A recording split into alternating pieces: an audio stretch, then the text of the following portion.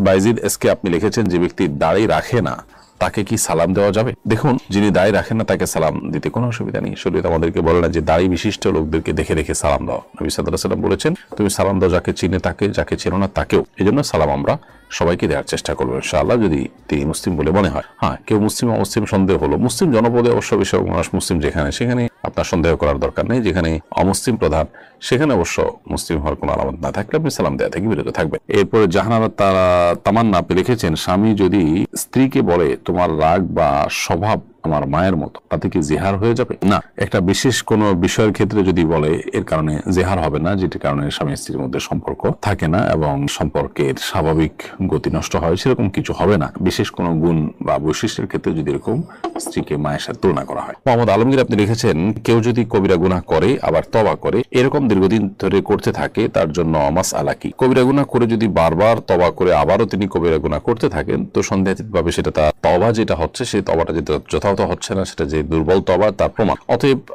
তওবাকে শক্তিশালী করার চেষ্টা করতে হবে। আপনার কোনো অপরাধ হওয়ার পর যে তওবা হবে, সেই তওবাটা এতটা স্ট্রং হবে যে আপনি পরবর্তীতে কোনো অপরাধ